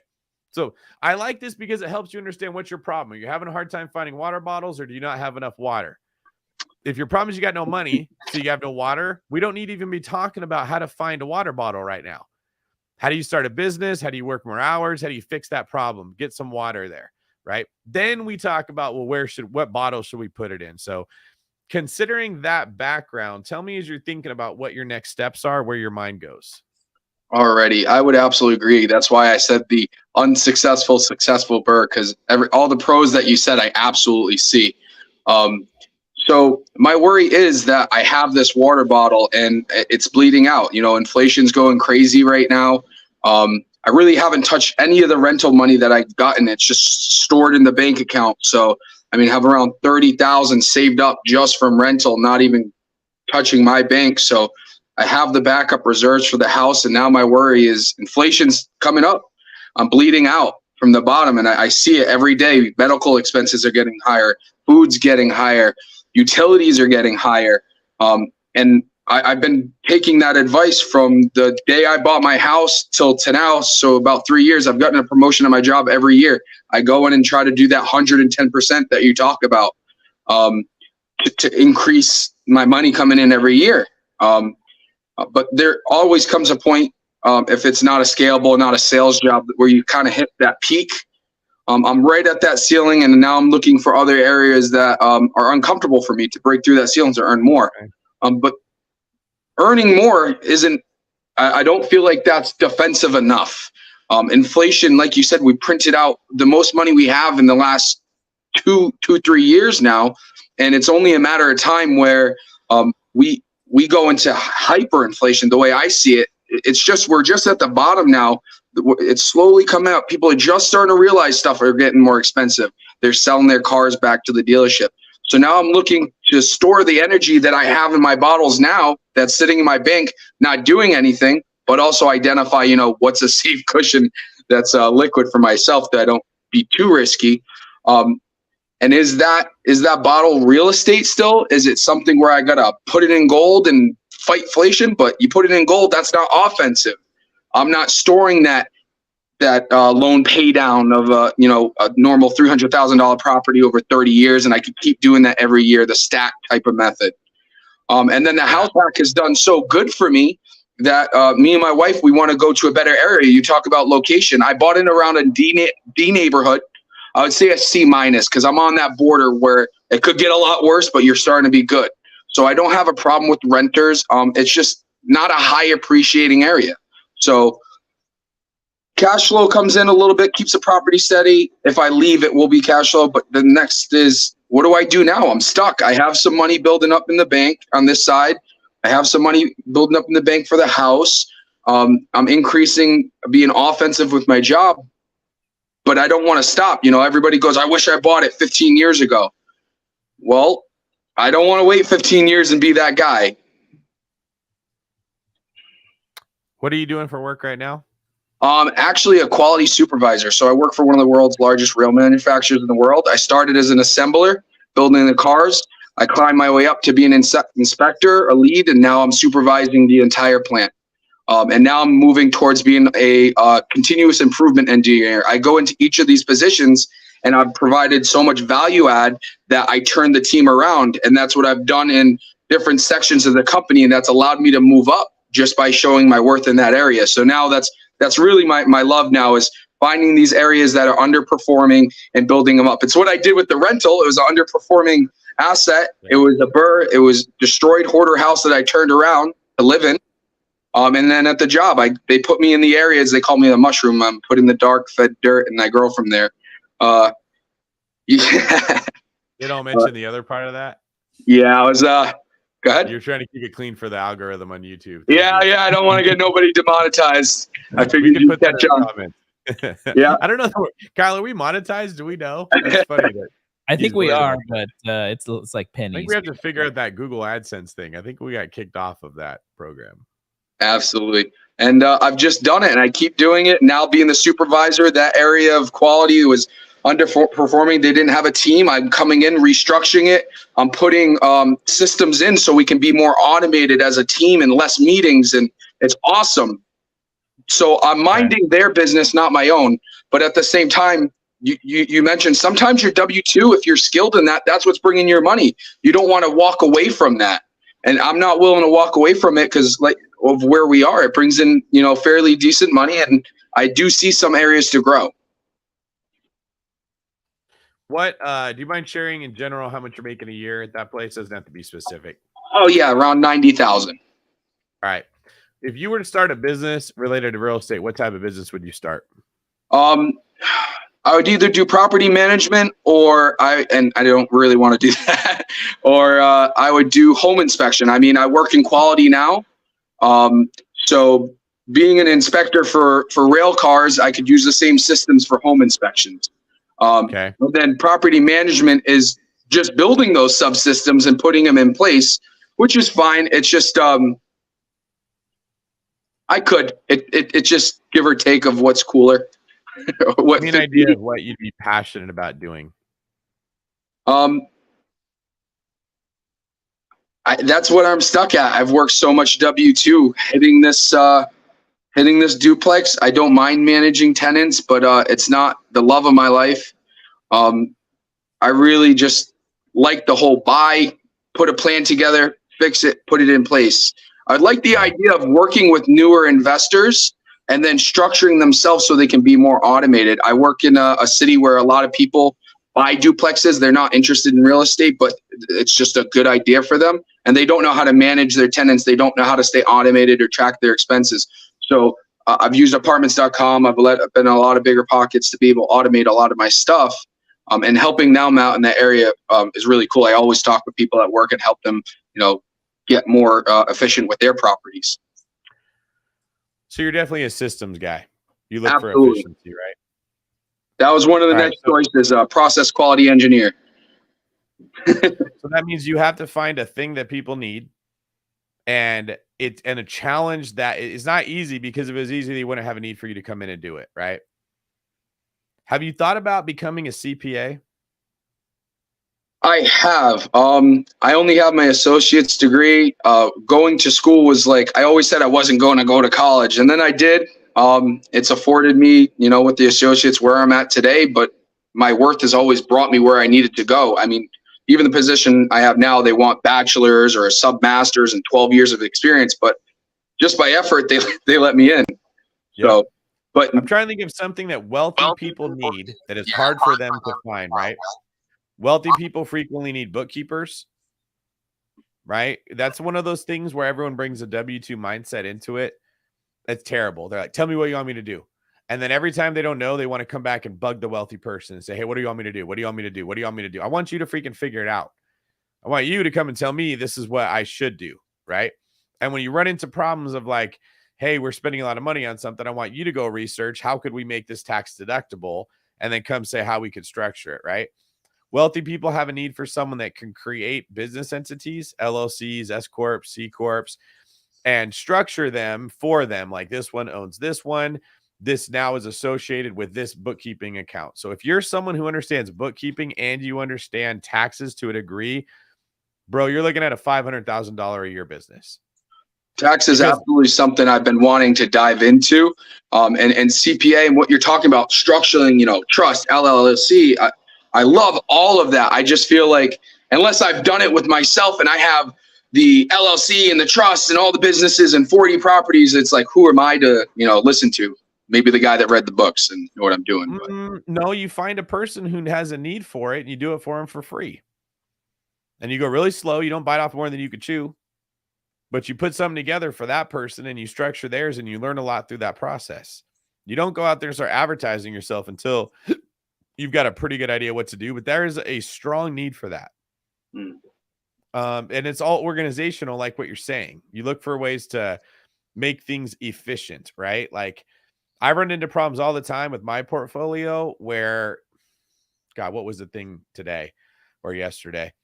We needed to provide proof of insurance to a lender for a property, and the person on my team who's responsible for that didn't want to make a phone call. They wanted to try to handle it by email because they have another job. So it didn't get done in time, and that screwed up somebody else's day, and the whole thing fell to shit, and I got stuck in the email shitstorm of everybody complaining about what was going on, and it was just a matter of like one person didn't want to take responsibility for figuring out how to do this. They wanted somebody else to take responsibility. It's easier for them to send an email, right? And these are people that will frequently come to me and say, how do you want me to do it? How do you want to do this? Instead of coming to me saying, David, you got these two options. I think this one, right? You kind of already understand that from talking to you. You've got experience putting this together for the company. I don't think it'd be hard to replace your $90,000 a year income. I think you do much better than that, offering services like this to wealthy real estate investors. Yeah, that's awesome. I've been like a consulting situation. That's absolutely something I'd be looking for to more go into. And if you have any areas that you'd know to read more into and learn more into. Tony, if I was your coach, this is what I would tell you. Like if you were in Spartan League, are you in Spartan League? I don't think you are. I am not, no. Right. I would say do this. Go take a bookkeeping course. See if you hate it or see if it's not that bad. If it's not that bad, get pretty good at bookkeeping and look for a person and say, can I organize your books for you? Someone like Kyle would be like, hell yeah. They're not that complicated, but he would benefit from you organizing his own thing. You'd get read-only access to the bank. You'd reconcile every month to see like, okay, this is what you spent. Yep, there it is. It's showing up in the bank account. Hey, did you realize that you missed this expense? It came out of your bank account, but you didn't have it on your books. That's another $3,000 that I just realized that now you can deduct that from your savings, right? If you're pretty good at it, you'd say, can you get me into David's world? Or can you get me into one of your clients' worlds? And I can help them with the same thing. You're doing it outside of the W-2 job you already have. You're just working twice as hard. Okay. Then you would, if that's something you're pretty good at, I'd say you should look into a CPA course. What does it take? How much of a degree do you need? Is it instead of being a certified public accountant, is there a step below that? Someone who has a basic understanding of write-offs, not just for real estate, but for business. Okay. Like the 80% that everyone needs. You don't need to specialize in the 20% of weird stuff. Just if you structured your business as an S Corp instead of this, you'd get these benefits. I bet you that ChatGPT and different online articles and YouTube videos would be all that you would need to put a pretty good understanding together of this stuff. And then you decide if you actually want to get licensed as a CPA. But if you knew taxes and not just real estate taxes, that's nice, but just standard taxes, when you can go out to dinner and write something off, and you could put a plan together for someone else that's like, hey, you're a house flipper. Did you know that if you hired me, I could restructure how you spend your money so that you could write off things you're already doing, the truck you have, the dinners you're taking, the vacations you're taking, BP Con, whatever it is. You could write off $30,000 against your income, which would be a savings of $10,000. I only cost $5,000 or whatever the case would be. You combine that with bookkeeping. So not only are you telling them the strategy and executing on it, but you are helping arrange the money so that they don't have to worry about it, you're like super valuable to something that a wealthy person would need. And it's very similar to the things you're doing for another company. Would you? So I'm absolutely interested in that. So it's funny because I met with I ran into my real estate agent that sold me this house 2 years ago at a red light today, and I can go further than that. But what would you think the cut-in is? Like, do it for free at first, but what do you think the cut-in is? What is that bare minimum ideal candidate that you're going after to help do that bookkeeping, get in with the CPA at that lower level? Because the real estate agent I ran into today, I'm like, hey man, I'm surprised you don't have any properties. And then I got into the whole conversation about how he's an agent. He lives in the same city. He could be house hacking. You could write off some of the depreciation against your income as an agent. And he's only doing it part-time now. And I'm like, wow, like dumping this knowledge on the guy and like surprised he's not building himself all the way up. But the cut-in for is it beneficial going at that lower level, et cetera? Because I only got you this one time, so try as much out as I can. You could always join Spartan League. You'd have me more often. I would probably look for a small business owner, whether a real estate agent that sells a lot of houses, like not the guy that sells 7 a year. They're doing 30, 40, 50 houses and be like, what's your bookkeeping like? I don't know, man. They literally don't know how much money they're making. They know the percentage they're getting. They know the commission check. They're not writing off any of the stuff that they could be. They just don't understand it. And if you got good with that, you'd have an opportunity with me. If you were a badass bookkeeper and I could say, hey, I want you to go put these things together, and you came back to me and said, hey, this is the Mileage IQ app. This is something people can start using. These are differences between how you can write off this or that. I would have a world that you could fit into where you could use these skills. And then I just start a business that would be some form of bookkeeping, CPA consulting, and you could be like the first employee in it. Right. And that's because I can tell you're a guy who's like, I'll go learn it. The people we struggle with are the ones that are like, David, you teach me how to do it. And they're like, all right, I don't like my job. Somebody else has to show me what to do. Someone else has to take the risk. Someone else has to give me the security, and someone else has to give me the opportunity. And then I have to be able to go to them when I get stuck. And you're like, well, I can't do all that. You got to be bringing something here. And you seem like the guy that's not afraid to go after it. No, I work, it's a language barrier too. These are all people who are overseas coming here. So being able to build those relationships and drive them up. I work directly with the vice president now, hand in hand. So I get myself in a lot of meetings that I normally shouldn't be in. But this is a solution to get more water in the bottle. Would you agree with that? This is a solution to both build bigger bottles and get more water in the bottle. Yes. Like you may not even need real estate as bad. If you're making $300,000 a year from business, it changes everything with how you invest. You're not having to like make $1 out of 15 cents and look at every single thing. You're like, man, when you're making 500 grand a year, you're asking different questions. You're not like, how do I buy this $200,000 place for only 160? And I got to make calls to find off-market deals to try to scrimp together $25,000 of equity. You're like, I'm just going to buy something in Scottsdale and ignore it. And in 10 years, it's going to be worth 3 times what I paid for it. Right. And you just keep focusing. I really think, Tony, the future of real estate investing is that you're putting water into the bottles. You're not trying to build the water through the bottles, if that makes. And that's what everybody who has been trained to think about. They're like, you make money in real estate. You make money in real estate. You've been able to the last 10 years, but it's really not designed for that. It's designed to be a place you stick the water in that you already made. So like you said, this is a way you get water to put in bottles. Water in a bottle. I mean, like I said, I have that 30,000 buffer and I have around the same in my account. And no, because I think I like you having a $30,000 buffer just for reserves in case something goes wrong with what you already got. That's not like wasted energy to me.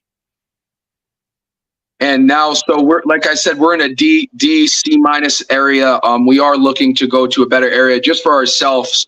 The better area you're in, you're around better people, you're around that better mindset. You're not walking around being depressed, glummed all the time because the people on the street are upset.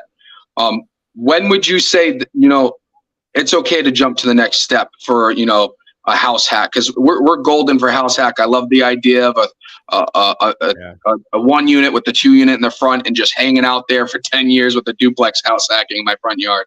I'd do that ASAP. If you have the money to house hack, I'd always say, like, you should house hack every year if you can. You'll probably do better house hacking 1 new house a year and building a business like you're saying than you would focusing on real estate investing and trying to buy properties and make them cash flow. 100%. Oh, so that $30,000 buffer, anything more than that, you think that's safe enough to be able to start building that? I was curious into subdue, but I try to stay with true to what I've done before. The property you have now, what's your monthly nut on that? I pay $19.75. I make 16 on one unit. This unit has a garage and a bigger driveway. It's bigger. It's about 18. So like I said, I'm negative cash flow. $2,000 a month for what you have, right? I'm sorry?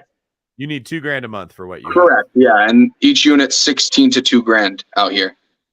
All right. So if you need $2,000 in case the property's vacant, I would think 15,000 would be plenty to have in reserve. So if you can house hack and put 15,000 or less into the next house, that's a go for it. Is that separate than my reserves for the property? Oh, you already, so the 30 grand's not including those? No, I didn't touch a single rent check that I've had since I've had this property. I put it in its own separate bank account. I'm funding the whole property myself. That one? How much reserves do you have there? 30,000. So I have 30,000 in both. Okay, yeah. Then really, like 30,000 in that account is more than enough. That's like 2 times what you'd need for reserves. So yeah, you could spend that full 30 on a house hack. I would just probably save some of it so you could house hack again next year. If I can't get out again and I have a successful That's exactly right. Like you can't assume you're gonna be able to pull the money out, but you still shouldn't stop storing the water in the bottles. Alrighty. And then lastly, identifying the right location. If we don't have to go into it super on here, but point me in the right direction. My wife's trying to go remote. She's in the healthcare, so she's looking for mixed states. Her license can cover everything. I work in a non-remote job, but like you said, if I achieve this consulting business, or I'm being a CPA or bookkeeper, that can be remote. I can take that wherever I need to go, and that opens up the door. I mean, for us to live anywhere we'd like. So I would like to, some key places to start identifying the location, people moving in, home houses, thing like those resources, or an area to research that myself. Because I'm, like you said, I'm the type of guy, I'm going to go figure it out myself. And Southeast, look for warm weather, low state property taxes, and lower cost of living. Kyle and I both like the Carolinas. We like Florida, Alabama. I had a lady knock on my door right before this call. She's my neighbor. She said, check out the house I just bought in North Carolina. I leave at the end of the month. And she's on the side of me. She rented there for 15 years. Yeah, it's a good market. Alrighty. Thank you very much. Tony, send your email to Kyle through the text line. I'm going to reach out to you after this. Absolutely. Hopefully we can find those episodes. I can hear myself a year ago and where I was and where I am today. Cool. All right, man. Thanks, Tony. See you, man. Thank you. Out of curiosity, drop it in the chat. I want to know, did you guys like that interaction? Is that the kind of stuff you'd like to see more of? If so, what did you like about it? If not, what did you not like about it? Thanks, Tony. I got your information there. I will shoot you an email and make sure we all get connected up. Let's jump right into the next caller that we have, Keegan. Back on the show, back at it. Welcome back. We had you jump in, and then we kicked you right back out because we're mean. No, but tell us what's going on in your world, man. Hey guys, how's it going? So I guess in my world, I'm currently at 5 properties right now, and I've been house hacking. I house hacked 3 of them, and I just bought one recently. I'm just trying to get to those next steps. I'm house hacking once a year, like I said. And I want to start doing more in real estate. I put a lot of time into work, and I want to start pushing my time more into real estate. I want to kind of see what you guys' thoughts and what you guys did, because I know, David, you worked a lot, and then start going more into real estate. What do you guys think? Love it. So before we jump into that specifically, is there anything from the last interaction that we just had with Tony that maybe resonates with you or rings a new bell in your head of like, okay, maybe this is something I should be looking at, or I'm going to look at it slightly differently than I was looking at it before? Yeah, so it was very similar, Tony. It's probably going to be pretty close to the same conversation. I want to start doing something maybe like flipping or something like that. little bit on the different side of what Tony wanted to do, but Okay, nice. What market are you currently in right now? I'm currently in Mount Pleasant, Michigan. That's where I live. And then is that where the current properties that you have right now, is that where they're located too? Yes. Okay. And then did you house hack all 5 of the properties and you bought like a new one every year, or have you bought any of them just non-occupied? So 3 of them I house hacked, and then 2 of them I just bought conventionally. Okay, 25%. good for you. And what do you do for work? I'm an electrician right now. Okay. And then do you work for a company or are you self-employed? Nope, I'm not self-employed. That's something that's also of interest. Self-employed or Okay. So is that something that you would consider doing for yourself in terms of looking for a way? Because that's a great home service business, and there's always a need for electricians, at least in my market that I'm in. Is that something you would look to try to grow and expand? yeah, that would be one of the paths available. Something to take that way. Okay. How long have you been an electrician for? 7 years. So quite a while. Okay. And then have you flipped any properties at all?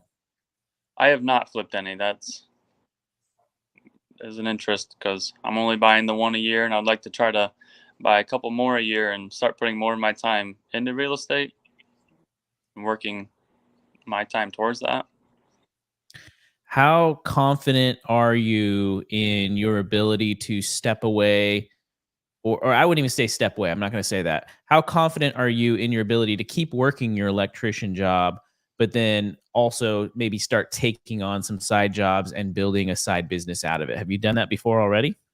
Um, a little bit, but like right now I'm very stretched for time. I'm working over 60 hours a week at my W-2 job, so and managing my 5 properties, 12 units, so it's getting to be a lot some days. Okay, so you're self-managing all your properties too. Yes. Yes. Okay, so you obviously have some skill sets though, correct? Because your boss is happy enough to give you enough work that's keeping you super busy. In addition to that, you're self-managing all of your properties and they're not bleeding out or dying, correct? Right. Okay.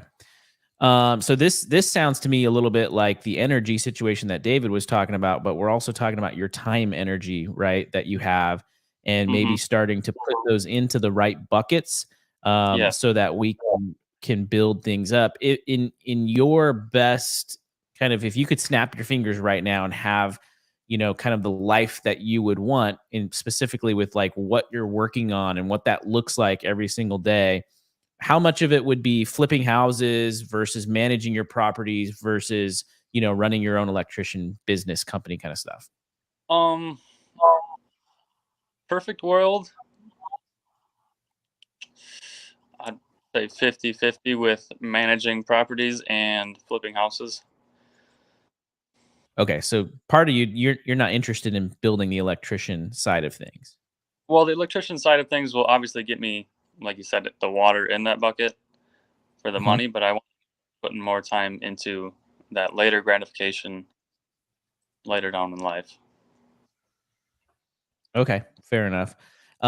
So if you wanted to try to like, how do you see your ability to make more money right now? Tough question.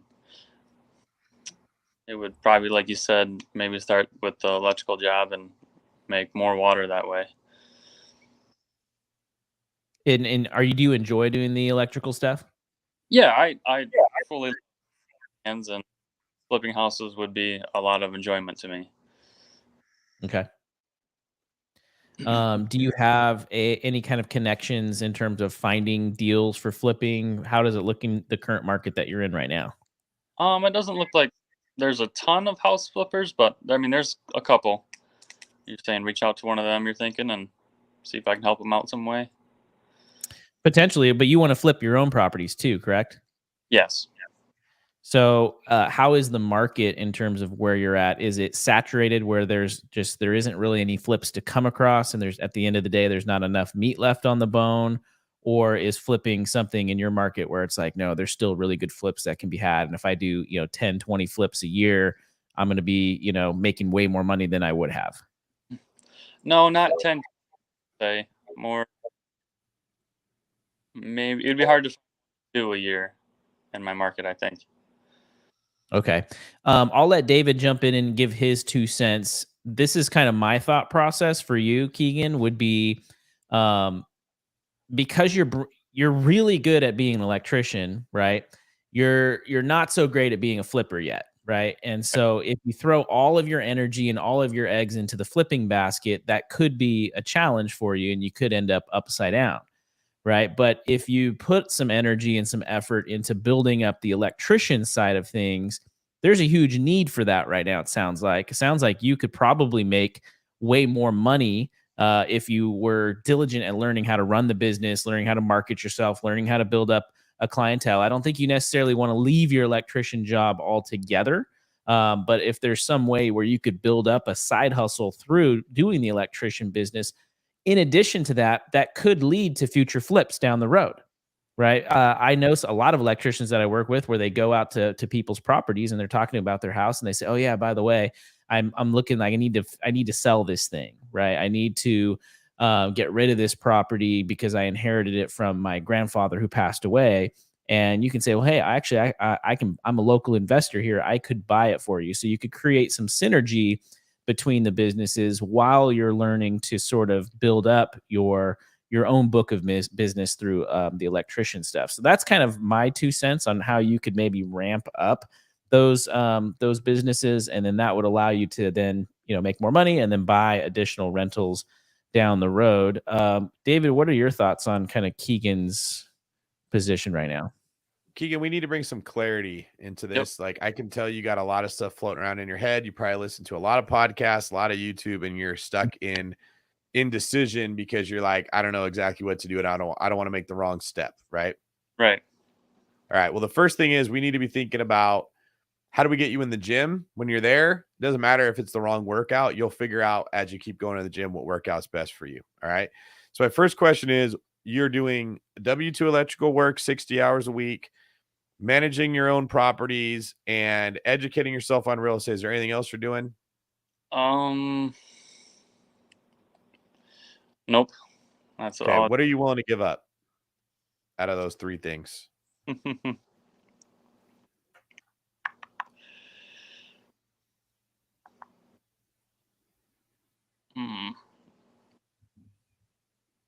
has to be managing because I can't stop educating myself and I can't stop my W2. And you can probably educate yourself while you do other things, right? Managing that's what I would give up if I was you too. Right? Yep. Do you live off I know you're not living off the income. If you're working 60 days or 60 hours a week as an electrician, you're saving money, right? Yep. All right. Can you give up management either through hiring somebody and paying them 20 hours a week or 10 hours a week, or hiring a property management company? What's the best road for you there? Yeah, I think hiring somebody would be a good start rather than the property manager. That is. You have eight units, you said? What's that? Yeah. How many units do you have? I have 12 units and I live in one. So 11. All right. So would you basically what you have is, do you have all those people that reach out to you via email, or do they have a different way they reach out to you? My tenants? Yeah. I use Rent Ready app. Okay. That gets me a lot less of my time using that. So okay. So they go to Rent Ready, you see it, you figure out if you're going to hire someone to fix it. If you're going to go fix it yourself, you figure it out from there, right? Yep. Do you have a handyman that you rely on for this stuff, or do you do a lot of it yourself? Nope, I'm pretty confident with that stuff, but so I do a lot of it. But that's hard to work around the 60 hours a week you're doing at your other job, and right? Yep. All right. Well, you know people in the trades. Could you find a person that's pretty good at doing it that you just pay like per job? Yeah, that wouldn't be tough. Okay. The first thing is you should consider joining Spartan League. because we're putting a bigger emphasis on helping business owners. In fact, Kyle and I are going to have a course at some time in the future, literally for how you start your own business, because I think this is the future of how people are going to make money. You need to identify a person that could go do the small stuff that's not expensive, right? Fixing door locks, cabinets, like not a big job that like a plumber, maybe you can take care of that yourself. But you also need to figure out a way that that person will get access to the Rent Ready app in your profile and you don't deal with it. The job comes in, they determine if it's something that they could cheaply send a handyman for, or if it's a bigger job. They text you, you tell them what to do, they take care of it. You come up with an hourly rate, you pay them for certain hours a week. It's not going to be crazy. I think you can handle that part of it. So you get some time back there. Okay. The next thing I would want to do is, when you're working these 60 hours, are you getting the same hourly wage for every hour, or do you get paid more in some hours than others? Nope. Anything over 40 is time and a half. And what's your hourly wage? 36. Okay. So you're a time and a half, you're making around like $45 or something like that an hour. Yeah. I bet you that if you bid your own jobs, you'd get a lot more than $45 an hour. Okay. What's your thoughts on if you worked 40 hours a week and with the overtime, you started a side business doing electrical work for whoever needs it? Right. That would definitely, like Kyle was saying, start. Do you have any hesitation with that? Is there like laws I don't know about? Is it a violation of a contract you have with the union, or like? It is a violation in the union, but I could go union completely, but. So you're not allowed to take side business if you're working a union? Correct. That is against the law. Or against the union rules? Yes. Friends and family are okay. So. Okay. Is it a serious risk if you were like, this real estate investor at a meetup I go to has an electrical problem and he's going to pay me to go fix it? Would it be like, would they ever hear about it, practically speaking? I can't answer that completely, but I'm not sure. I don't think so. Would you have hesitation about doing it, is what I'm trying to figure out? No. Nope. Okay. That's what I would do. I probably wouldn't make business cards and a website and a bunch of shit that like could get you in trouble if it's a violation of union rules. But I would start spreading the word that I'm an electrician, and like email me here if you have an electrical problem. And then I would start bidding those jobs at much more than $45 an hour. Like, I can't remember last time an electrician went to my place for 3 hours and I only had to pay $120. Like, it's usually much higher than that, right? Right. And you just find landlords that have like older fourplexes and stuff, and you start connecting with them, or you go to real estate meetups and you ask people that, and you just start handing your email out, or you make an email that doesn't have your name in it, maybe. Right? Like just create like something that doesn't say Keegan Hover, just electricalservices@gmail.com or something. And it's easy to trace it to you.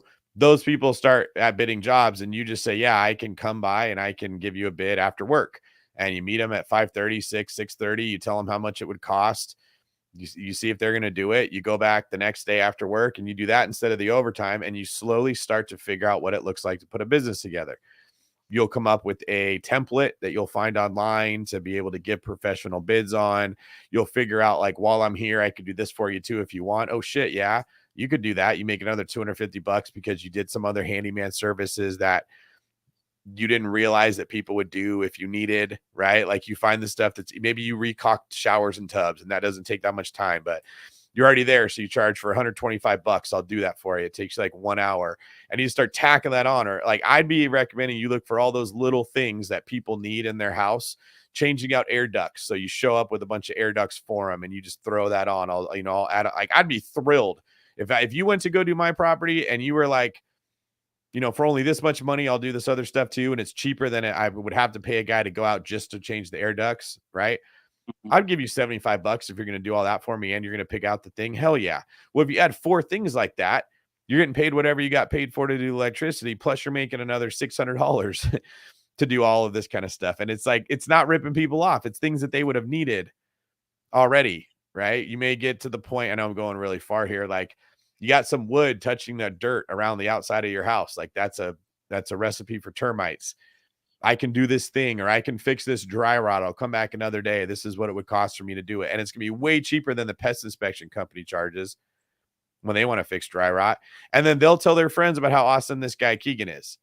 Their friends are going to start hitting you up, and it will not be hard for you to make more than $36 an hour when your schedule's filled up with people that need handyman stuff. Then you're going to be coming back to us if you're in Spartan League, and you're going to say, hey guys, I got more work and I don't know what to do with it. And Kyle and I will help you figure out what is the highest dollar per what's the word I'm looking for here? Dollar productive. Yeah. Dollar per hour activities, right? You don't make that much money when you do this, like cutting tile and installing tile is a bitch. You don't want to be doing that. But dude, this dry rot thing, you're crushing it. Right. Or you could get another person who's a decent with his hands that comes and works, and he does those dry rot jobs that are easy. And he does that while you do the harder stuff. And now you got an employee and you're just going around like bidding stuff. This is the beginning of how you start either handyman services or even a construction company of your own if you want to get licensed.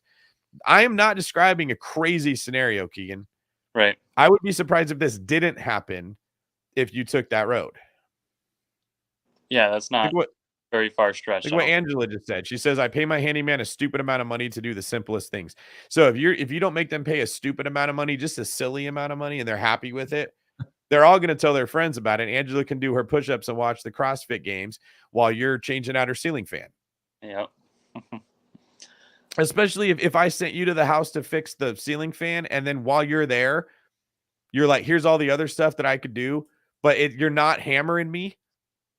I'm going to tell everyone in the investing community, do you need a handyman? This guy, you'll get out of work in 60 hours. You'll be working less, and you're going to meet landlords. Mm-hmm. You're going to be the first when you go to the house and there's a problem because there's they call you because there's a horrible issue. They don't know what to do. And you're like, look, I can't help you with this. What are you going to do? I don't know. I don't even want this damn thing anymore. Well, let me know if you want to sell it. I can make you an offer and I'll find someone that will take care of it, but I don't know how to fix mildew. You're going to be coming across people when they're at like their wit's end, ready to sell their house or sell their property. You're not going to have to put a freaking wholesaling business together. That shit, I'm sorry, this is not your fault, but I'm just going on a rant right now. The people that are paying 20 grand to learn how to text message all of these people and find an off-market deal, they're buying the same damn list of all the other people that paid 20 grand to get the same list. They're fishing in the waters everyone's fishing in, and then they're wondering why it doesn't work. You have an in, Keegan. This is the future. You have an in to these people at the right times that no one else sees because you have a trade. You have a skill set. You have things that other people are lazy and they didn't want to develop. You should be using that to benefit yourself financially. I agree. Yeah, sorry, Dominic Galenis. I am cursing a little bit here. I need to slow down because I get frustrated with all of the people DMing me and they're like it doesn't work. I'm getting ripped off. Real estate investing is a fraud. I can't find a deal anywhere. But like they're not meeting people this way that we're talking about here. You know, when I get a text message from someone that says, would you by chance be interested in selling Main Street, which I get like 14 times a day, I don't reply to that. But if I had a person like Keegan coming by to fix my stuff and he's like, hey, do you want me to do this stuff too? It's only another $75. It's only another $100. I'm like, it's $400 to send a person out to do it. He's going to do it for another 100. Hell yeah. Do that. You're going to have like your own business, and that will eventually produce a couple deals a year you could write offers on. Right. There's a huge need for good service and good communication in the trades. I mean, I've got one really good handyman, but he's always 3 to 4 weeks out. And I'm like, you could scale that thing and continue to grow. But like, I don't go to you because you're 4 weeks out. But then I got another one who's pretty decent, but he never gets back to me. And I never know like if he's even going to show up. Right. And so if you just show up and you do a good job and you communicate well, the opportunities are endless for you, Keegan. Alrighty. What are you thinking when you hear this? I like it. I like the idea. I want to start buying some more real estate than just one a year. And I think, like you said, that'll... And making more money than just what you're doing. You could come close to doubling your income and being a business owner and learning new skills, right? Like, it's good that you're working, but you're probably on a treadmill. Every day you learn 1% something new because it's only electrical stuff, okay? If you had your own business, you're learning new electrical stuff. You're learning hiring. You're learning taxes. You're learning leverage. You're learning writing bids. You're learning dollar productive activities versus other ones. Like, you're going to go from improving yourself 1% a day to improving yourself 10% a day from the mere challenges that's going to pop up of like, okay, 3 people want me to go bid their thing. this guy that I have that does my dry rot, I'm going to need a couple more of him, right? I'm going to just go make the bids. I'm going to tell him what I could do. Then I'm going to have to structure who's going to go to the house to make and it's going to be frustrating, but it's going to be, you're going to make so much more money than what you're doing right now. Right. Yeah. Nothing's easy. So I'll get it. Yeah. But you don't want it to be easy. That's what I'm saying. You're like, you want it to be hard, which is how the future of real estate investors are going to be able to find their deals. Yeah. All right. Cool, man. Thanks, Keegan. Think about joining Spartan League, Keegan. Yeah, I'll think about that. Our logo is very cool. Who wouldn't want this? Look at that. It's cool. It's legit, man. You can't deny that's not cool. Those are custom-made grunt style shirts that you get if you join. Yep. Thanks, guys. All right, man. Yeah. All right. Keegan's gonna say I can't afford it because he's working all these hours, but yet that one piece of advice he got could double his income, which means you can't afford not to do it. That's a great way to put it. I mean, the return on the advice, right, and putting that stuff to action is honestly can be limitless. Like, especially with small business and with the opportunities that you have, man. There's so much. All right. So speaking of, let's finish it up. We got about a few minutes left, but we have one caller left. Mark here, who is also, speaking of Spartan League, he is a Spartan, a fellow Spartan, and a past retreat guest. Scott Stallion. And also a business owner. So we kind of have all three, the trifecta. Double business owner. That's right. That's right. So Mark wanted to come in and chat a little bit just kind of about Spartan stuff and honestly about small business. Speaking of grunt, is that a grunt style shirt you have there, or what do we see there on the? No, okay, that's my own company that I've. Oh, nice. Okay, cool. So is that an American flag though on the side? It is. Yep. Where is it? Right side. Nice. Yep. You're in good. Yeah. Can I give you a small piece of advice publicly before you go, and that might embarrass you slightly? Show the flag again. Yeah, you want it you want the stars to be on the front of the flag. It actually, if it's on that arm, it has to go backwards. Oh, like it's flowing backwards. I gotcha. Yeah, I realized the same thing when I first got in law enforcement. I was like, why is your flag backwards, man? Like, did the manufacturer put it on wrong? And I realized, no, that's actually like the etiquette is you're always running forward, so the flag's always flowing behind you. Because if you're charging up the hill, right? Don't retreat. Did not realize that. I love that. Did you? Is the flag on your arm going the right way, Kyle? Now I'm like, did grunt style get it wrong? And no, I think it's correct. Yeah, it's backwards. See? Yeah. Yes. As you were, Mark. Thank you for giving me the opportunity to mark the spark, baby. Mark the spark. It's the little things like that, man. That's what makes it endearing. That's why I love the community. Yeah. So the one thing that I picked up on in that conversation that you guys just had was you have been trying to flip our mindset so we look at businesses the same way that we should be looking at real estate, in that if you take all of the benefits out of real estate and you only focus on like the appreciation, or only focus on the tax benefits, or only focus on one positive, it makes sense to get into real estate. No matter what kind of an economy we're in, business is the same way. If you take all of the extra benefits for having a side hustle, having the tax benefits, having to set your own schedule, all the extra things that you get, that's the way that we should be looking at this, because that's the stuff that focuses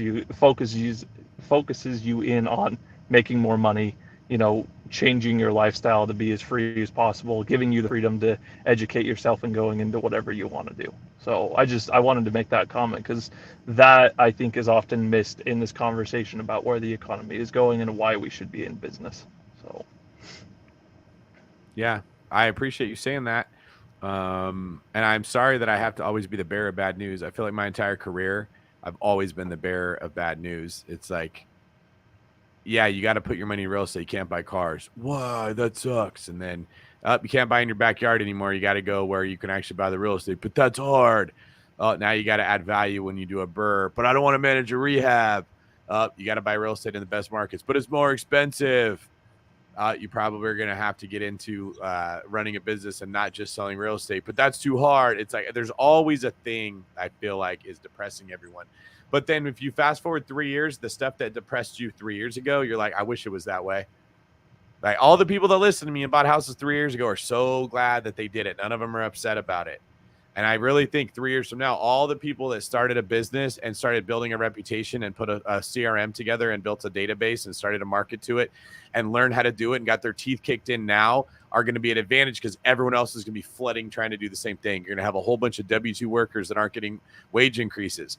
And they're going to ask for a wage and their boss is going to say, I'm sorry, I can't give it to you. They're like, but I need to feed my family. He's like, I don't know what to tell you. I got to run the business. And they're all going to be like, then I'm going to go do my own thing. And it's going to be a flood of people entering the service industry, and it's going to be a bloodbath there like it is in the real estate market right now. I don't see a comparison that you can make to the economic potential that we have now in terms of what people can make with their businesses since probably before the Industrial Revolution. Because if you think about it, before the Industrial Revolution, you couldn't have mass anything in any economy. You know what I mean? That's what's privatized it into the hands of business owners of that time. And ever since then, it's always been the hands of the few that control the businesses are the ones who are able to monetize everybody else. And it's really interesting because I don't think there's been a time since then that the people, in terms of the many, have been able to take back that power and put it in their own hands to be able to provide for themselves in a way that, you know, and that's what everybody had to do before the Industrial Revolution. Everybody had to fight to get theirs before the Industrial Revolution. So that's an interesting way to think about it. Good point. So, yeah. And I like to look at. Oh, go ahead, Cal. No, go ahead. I was just gonna say, I think we should call you David, like David the party pooper prophet. Yeah, David Pee-Pee Green. Yeah, I mean, what you say is true, and it tends to come true, but it's not always received. As long as you've known me, though, I'm always like I'm drawn to the thing no one wants to hear about. I'm always a wet blanket in every party. Yes, like everyone's like, "This is great." I'm like, quantitative easing. Oh, why do you always talk about that? And like, that's always the role that I play. The black cat. Yeah, that's funny. There's actually a book about different colored hats. I don't know what the book is called, but I've been told by so many people that read it, I'm a black hat thinker. The black hat thinkers are the people that go like, when Kyle says, "Hey, I've got an idea. Let's create Spartan League." My brain goes, "Okay, that's great. This is what could go wrong. It could hurt our branding. It could become big too fast." Like, I always think about what could go wrong. Then there's like a different color hat, like yellow hat thinkers, and they think about, here's how we could market it. Like, that's Brandon Turner. He doesn't think about any form of operations or logistics or anything. He's just like, what would we call it? What would it look like, right? Then you've got like a different color, and they're the people that think about how would it hurt everyone else's feelings if we did it. Then you have the green hats or whatever, and they think about something different, like how could we scale it or whatever the case would be. Angela says the 6 thinking hats, right? Like, I've been told I'm a black hat thinker, which if you're not careful, I will be very discouraging. Kyle has to deal with this all the time because I literally just told this story last night on the Spartan League. Yep. About what?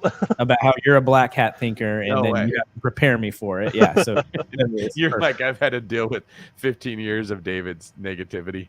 No, and just how like we have to communicate through that. Like you say, hey man, like don't take what I'm saying as negative, or like I'm shooting it down, or I am poo-pooing it. I know you love that word.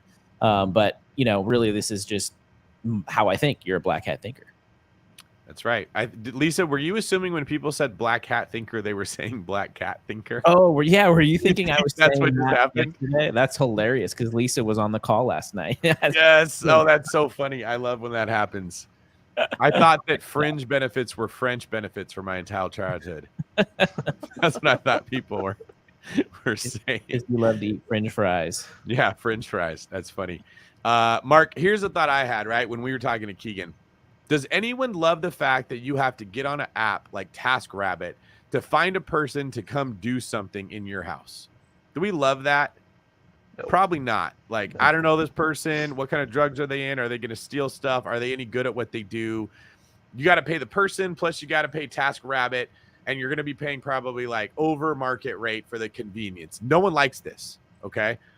But it's what we have to do. Well, if you become the Keegan of that person's Rolodex, like that's the person I call when something's wrong, and you are the first phone call, you can outprice TaskRabbit, but run at a better profit margin because the person on TaskRabbit is probably has to give 20% of the money to TaskRabbit or something, right? And they're a stranger. Versus if I go, Mark, I need a guy that can cut my grass in my area, and you're like, oh, this is the person you want to use. They're great. And they're like, now that person doesn't want to let me down because it's your friend. Dude, that just creates a way better experience than a random stranger who just comes and quotes me, and he's been quoting all day and he doesn't really care. Whenever you see something that irritates you, there is an opportunity in that market to skip the road that no one likes taking and go directly to the person yourselves, right? So let's end it with that thought, like what Mark was saying. This is a great opportunity, the best since the Industrial Revolution. What do you get irritated by, and how could you solve that problem? Like if what was the first guy that we talked to, Kyle's name? I'm sorry, the one who asked for the email. He's listening now. Tony. Forgot. What? Tony. Yes, thank you. Let's say Tony actually does this stuff and he goes out and he becomes like a great bookkeeper. Not only would Tony be able to keep my books, but Tony would then be a person I start a business with to solve the bookkeeping problem for all the other entrepreneurs that are in this same boat. Then I would create systems of how they could save money by using bookkeeping to communicate with a CPA. And Tony would now find himself at a point where he's like an entrepreneur, or an intrapreneur really, because he's probably working within the thing that I made, making way more than $90,000 a year because he solved the problem. Yep. That's why we do these shows, so that everyone realizes your job is to solve problems. It's supposed to be hard. The quicker that you accept that, the quicker you'll be on that path, and everyone else is going to get in this pool too. In 3 to 5 years, you're going to see everyone trying to jump in. You want to stake your claim early and buy the best real estate. Good stuff. It's the ones This now is who do awesome. the extra work and do the hard stuff that will be able to actually capitalize on that, because they'll be the ones that have the names that are known in the industry. So Yeah. I can speak to this when we go into the wintertime. This is exactly what we do. Is my company basically transitions into a property management company, and we do stuff like fix gutters, fix towel racks, do the air filter changes, all that kind of stuff, because that's what kept my guys busy in the wintertime when we weren't sure how the plowing was going to be every year. And that's huge. So All right. Well, thank you, Mark. Appreciate you, man. Mark the appreciate you Spark, guys. Have a good everybody. weekend. Later, Mark. Where can people find out about your business? Where can they follow you at? My business page on Instagram is HNS Utah, so Hotel November Sierra Utah. That stands for Hansen and Sons. And then my personal Instagram is Mark Hansen 240. So Mark is spelled with a K, Hansen with an E. So Mark What's the Hansen 240? Were you promoting marijuana while you were high and got dyslexic and mixed up the Had to get around the Utah stigma, right? No, I just back when I was in high 240 is school, what they call 420 in Utah. That's funny. back when I was in high school, I decided, I can't remember who I was listening to, but they had decided that they were going to build a brand for themselves. That was how they were going to be successful. So instead of going to college and working for the man and all that kind of stuff, they built a website around what they could do and what they do as a person and all that kind of stuff. And so I kind of took that to heart, and so that moniker just became something in our friend group. I think it was from like a group chat or something like that, and it just kind of stuck. So I took that, started a website, and that's how I brand myself now. Is just that's everywhere for me. So Nice. Kind of like David Green 24. You just got the 0 on the end. That's all. Yep, it works out that way. Good man. Awesome. Thanks, Mark. All right, everybody, check out davidgreen24.com and see what I have going on. Let us know in the comments if you'd like to see courses that we put together. What type of course would you like to see us make? What would it be? Long distance investing, short-term rental stuff, how to be a better agent, how to start a business. Like, let us know what type of thing you'd be interested when you listen to this. And if you're not listening live, do the same. We will check the comments. Any other calls to action for you, Kyle? That's pretty much it. Check us out at SpartanLeague.com if you want to learn more. I mean, literally, our whole Spartan crew is here almost every Friday night and singing its praises. So there's a lot to get out of it. It's a great community and a great way to grow as well. But yeah, drop your comments below. Let us know what kind of stuff you want to see, both with this channel and the direction of this channel, but also what you want to learn specifically from David in the world of real estate. So Kyle, if people want to buy Sacramento real estate, how do they get a hold of you? You can reach out to me, send me an email, my first and last name, Kyle Renke at kw.com. And we can talk Sacramento real estate as well. All righty. Thanks, guys. Thanks. See ya.